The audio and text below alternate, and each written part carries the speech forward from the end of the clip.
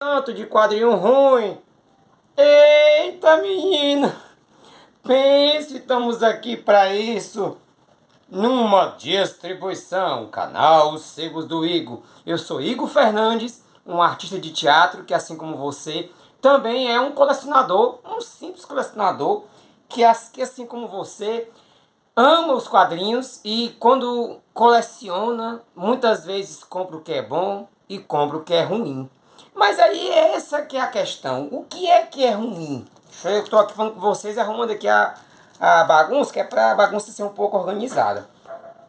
Que é essa questão de saber o que é bom, o que é ruim, é onde eu quero suscitar uma possível conversa, na medida do possível, ali junto com os seus comentários, aqui nessa publicação, onde a gente possa trocar essa ideia do que a gente entende por quadrinho ruim. Se a gente for parar para pensar enquanto obra de arte, essa é uma discussão muito mais velha, muito mais complexa do que a gente possa imaginar, com muito arcabouço teórico aí e muitos filósofos falando sobre o que é o belo, o que é o grotesco e aí por essa vai. Mas eu não vou me aprofundar nessas coisas não, porque eu acho que assim, a princípio parte muito assim de uma coisa pessoal. Porque aí, como você constitui o seu gosto, faz com que você, primeiramente, através do seu gosto, você define o que é bom e o que é ruim. Algum tempo atrás eu fiz em parceria com o amigo Hugo Leonardo, do canal Quadrinhos Monstruosos, um bate-papo chamado com o seguinte tema. O meu quadrinho ruim favorito. Onde a galera levou pro bate-papo, que aconteceu na Gibinando Comic Shop. Um beijo pra galera da Gibinando. E a gente foi levar a sua tranqueira favorita. Então, por exemplo, eu levei Dragon Ball Super como um dos meus exemplos, né? Porque para os fãs mais radicais, Dragon Ball Super é a pior coisa de Dragon Ball, né? Mas houve um tempo que a saga Majin Buu era a pior coisa de Dragon Ball. E eu me lembro disso muito bem. Eu me lembro que houve uma época que todo mundo tacava o pau na saga Majin Buu, porque não tinha mais sangue, porque não tinha mais aquela violência, sabe? E que o personagem principal, ele vivia se refazendo dos golpes. E muitas vezes isso desinteressava, né? Deixa eu ver se eu pego aqui uma parte para mostrar para vocês, né? Desinteressava as pessoas, que as pessoas ficavam chateadas, porque aí ou o personagem ele virava, por exemplo, como aconteceu aqui, né, do Vegito virar um bombom de chocolate e meter a chibata no Majin Buu. Isso era engraçado porque é uma forma do Toriyama resgatar o seu senso de humor, que era muito mais forte em Dragon Ball clássico. E aí quando as pessoas foram começando a compreender isso, passaram o bastão de parte ruim para Dragon Ball GT, que não tem mangá, né? E depois, quando a Dragon Ball GT virou parte da nostalgia, botaram a culpa no pobre do Dragon Ball Super. Porque a nostalgia é um dos fatores que faz com que fique nebuloso eu considerar, né, assim, existir uma unanimidade sobre o que é bom e o que é ruim. Porque veja bem, a nostalgia nos dá a impressão de que tudo que é do nosso tempo, né, digamos assim, é muito bom. Por exemplo, quando você é moleque e leu Cruzada Infinita, você achou isso incrível. Mas vai reler isso aqui para tu ver como isso aqui é uma bosta. Porque realmente, do ponto de vista de gosto, você relê e eu reli e digo, meu Deus, isso aqui é horrível. Isso aqui não tem pé nem cabeça. E pra mim, a primeira coisa que bate pra poder dizer que uma coisa é ruim é a inconsistência de uma história. Que é o que acontece com Cruzada Infinita. É tão inconsistente e tão. Tem tanta ponta solta, de tanta coisa mal feita, tão mal elaborada, ideias mal elaboradas, que em etapa ali, assim, etapa por etapa, você vai vendo que só vai piorando. Que você não se convence, vai ficando meio aborrecido. Mas é porque é a protagonista feminina, que é a vilã, não sei o que. Não, gente, realmente já começou ruim no Guerra Infinita. Já começa a dizer por essa. E aí você tem, por exemplo, alguns quadrinhos que eles quase chegam a uma unanimidade. Por exemplo, você tem DC versus Marvel. Isso aqui é unânime. Todo mundo acha isso aqui ruim. E por que é ruim? Porque é mal desenhado, porque é mal roteirizado, porque não houve uma unidade na equipe técnica, na equipe criativa da saga, e ela foi a primeira grande saga a juntar as duas editoras. E nossa, como foi criativo, DC versus Marvel, pronto. Isso tendo em vista que nós tínhamos tido crossovers muito mais incríveis. E quando chegamos na casa da década de 90, a coisa, sabe, assim, ficou uma coisa assim, tipo assim, faz aí que qualquer coisa que fizer a galera gosta. E realmente gostavam. Porque o fim da verdade, as pessoas gostavam porque tinha aquele frescor, né? Por exemplo, quando rolou a queda de morcego, por exemplo, a queda do morcego, você vê o Batman sendo tendo com a coluna quebrada, a saga foi muito longa. Ela foi extremamente longa. E muito cansativa para quem leu isso sem um entusiasmo juvenil. Então quando você volta e relê, digo, meu Deus, não tem uma publicação no Brasil, nem a da Panini, que abarca tudo, porque você para pensar, você não precisa ler tudo. Basta você ver só as partes importantes para você ver que ainda assim não presta. Não presta porque quem executa a vingança nem é o próprio Bruce Wayne. O Jean Paul Valley muda toda a armadura do Batman. E o conceito de arte, de um visual dos anos 90 era assim um negócio muito pitoresco. Se é que eu posso dizer assim. Mas isso aí é do ponto de vista do gosto. Porque do ponto de vista do gosto, muita gente defende com unhas e dentes a queda do morcego. Assim como eu, por exemplo, por questão de gosto, eu defendo com unhas e dentes a saga do clone do Homem-Aranha. Por mais que você me nos comentários me diga que não existe nada de bom nisso aqui, eu digo, é impossível não ter uma cor de boa. Não tem Mark Bagley, não tem Steven Butler, Sal Buscema, Bill Sienkiewicz fazendo uma arte boa. Que aí vem a outra questão. Quando o gosto é controverso, o que é que você tem de bom para falar de uma coisa ruim? A meu ver, perdão, a meu ver, a arte quando é boa, eu perdoo quando o roteiro é ruim. Mas se o roteiro é ruim e a arte é ruim, aí é complicado. Que aí, o que é que se caracteriza por arte ruim pra mim? Pra mim, né? Por exemplo, um dia desse eu peguei, eu consegui completar minha coleção, a saga do clone. Aí eu não, me lembro que na época eu não cheguei a ler esse quadrinho aqui. Essa é a edição. A capa é bonita, né? Vocês estão vendo, né? Olha a capa bonita. Capa bonita, capa formosa. Quem mal pode imaginar quando você abre.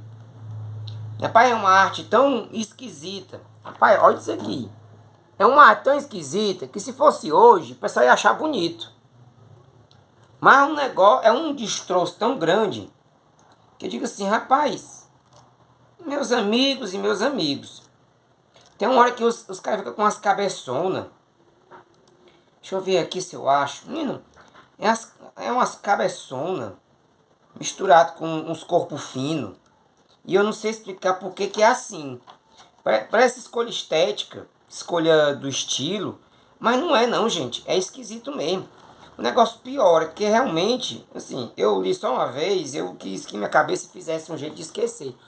Mas assim, parece o John Romita hoje desenhando as edições atuais do Homem-Aranha. O que acontece é que assim, eu ainda assim defendo, porque não dá pra dizer que 90% disso é ruim. Você pode dizer que 98% é, mas ou então aquele 99% é ruim, mas aquele 1%, né? Tem capas bonitas como essa daqui, né? Mas enfim, é difícil defender o indefensável. Porque aí vem aí uma outra questão. Do ponto de vista de discutir o que é arte, o que é que não é arte, aí você vai ter, por exemplo, uma outra problemática. Que é assim, meu Deus, será que não dá pra dizer que Monstro do Pântano do Rick White, depois que o Alan Moore saiu, não é arte? Porque é arte.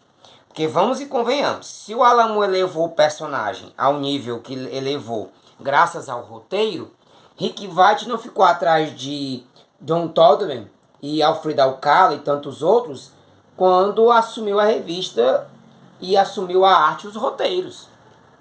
Então isso aqui pra mim é pura obra de arte. Porque o cara mantém ali a vibe, mantém o estilo, mantém... Claro, você não vai ter o nível sofisticado de roteiro que o Alan Moore deu ali como assinatura.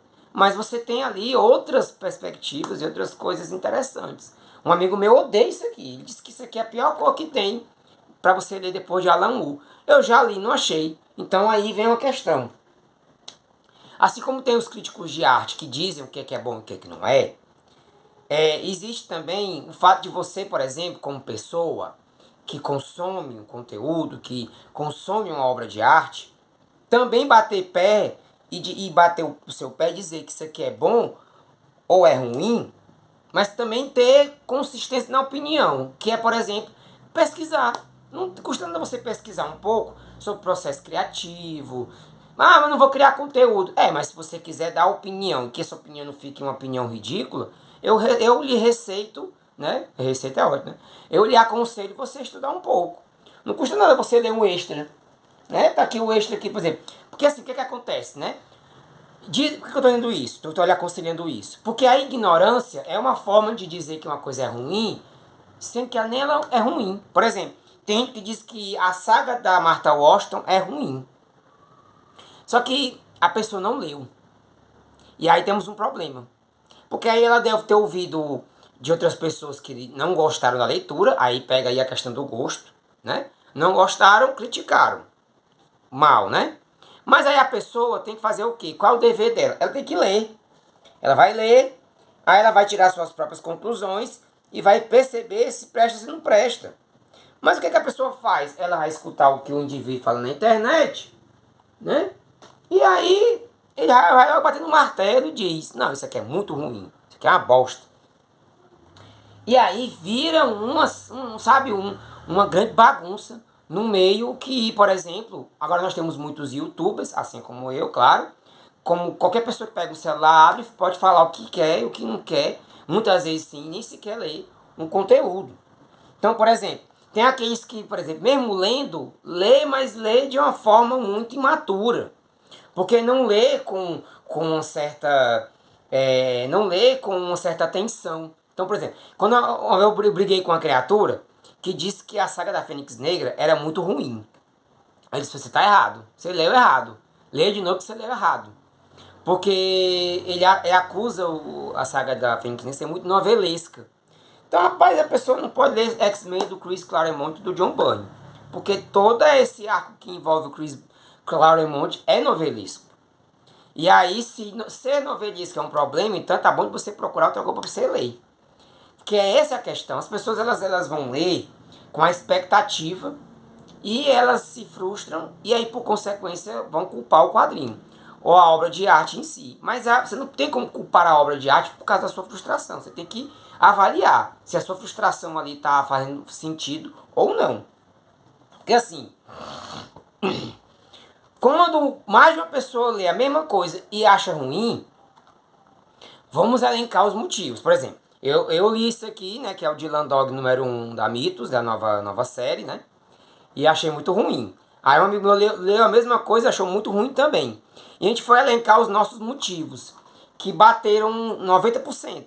Como, por exemplo, eles têm escolhido muito mal a forma de executar o crossover entre o Dylan Dog e os personagens dos filmes de terror, como vocês podem ver aqui, ó.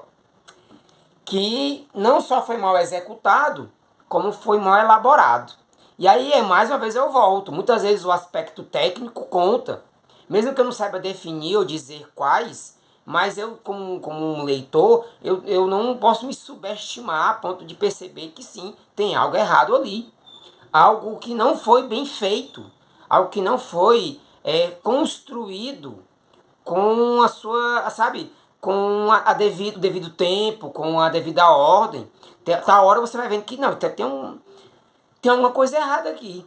E aí, eu volto, por exemplo, para sagas como a morte do Superman. Que o pessoal tá com o pau, diz, mas não sei o quê. Mas aí a nostalgia, rememorando aí a questão da nostalgia, faz com que um ônibus da morte do Superman valha 600 pau e você acabe comprando por 600 pau uma coisa que muitas das vezes você vai ler sabendo que ela tem inconsistências.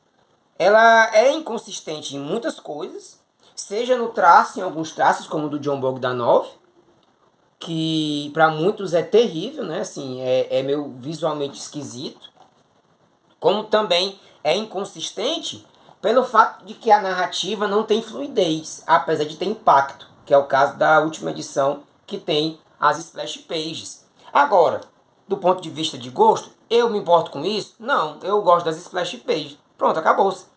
Então, realmente é muito difícil bater o martelo para definir assim perfeitamente o que é bom, o que é ruim. Por exemplo, todo mundo tá com o pau, mas eu gosto da fase do Deodato com a Mulher Maravilha. Agora, se eu amo essa fase, também já é demais. Que aí realmente você tá forçando muito a barra. O fato é que assim, eu vou sempre defender o meu Dragon Ball Super. Mas é difícil defender um Frank Miller com algumas obras que ele vem fazendo ultimamente. Enfim, deixo aqui para você, que você no comentário coloque. Também se você ver até o final do vídeo, muito obrigado. Deixa seu like, se inscreve se você não é inscrito. Talvez tenham outros vídeos nesse formato. Tem alguns vídeos sim, esse é um programa muito especial que eu chamo de Minha Opinião, né? E vai ter alguns talvez que o YouTube vai acabar indicando. E bota no teu comentário o que é que tu acha desse negócio de o que é que é um quadrinho bom e o que é um quadrinho ruim. Então, um beijo, um abraço, fique com Deus e até a próxima. Bem